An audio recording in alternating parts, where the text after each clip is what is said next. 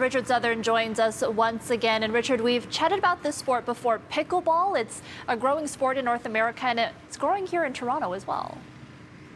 It sure is, Erica. I think you and I might have to go and give this a try. They said everyone can play, which means Richie can maybe give this a shot. It is the fastest growing sport in North America, pickleball, and Toronto is about to get a lot more pickleball courts, apparently.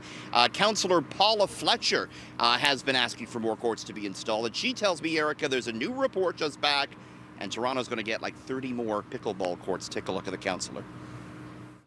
This week, coming at the Parks Committee, is a report from staff saying, okay, we're ready to roll. We're going to utilize all the underutilized flat surfaces in the city. So during the summer months, all those rinks that have ice on them in the winter, they're just sitting there. And then there's other surfaces that are just sitting there. So the idea is let's use those and put pickleball courts. Just draw the lines on, because pickleball is something where you bring your own net, you bring your own paddles, you bring your own ball. And more than 72,000 Torontonians are said to have played pickleball last year. What do you make about this pickleball explosion, Erica? It's pretty cool. I love any opportunity for more people to get out there and get physically active, and this looks like a fun sport. So I love that.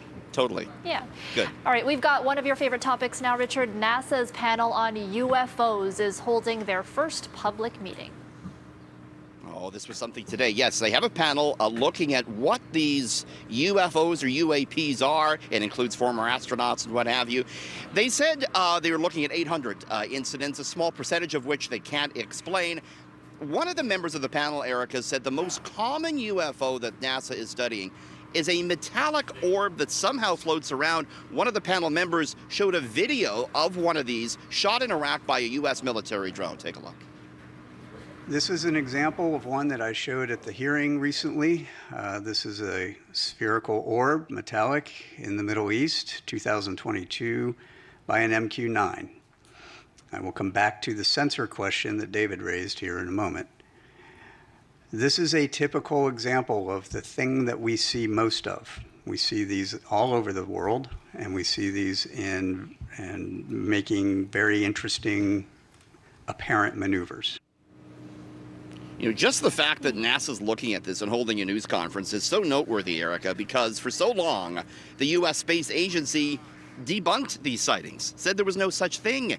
Now they're looking at them, and this is pretty nuts, Erica, don't you think? It certainly is. I mean, it wasn't that long ago when we weren't even talking about this in the news as often as we are now, so really interesting to see that come out. Yeah. Indeed, and their final report due out in the next couple of months, so we'll see what the final verdict is from NASA, Erica. We'll follow up on that. Keep you updated on that one. Okay, thanks, Richard. We'll see you tomorrow. See you tomorrow.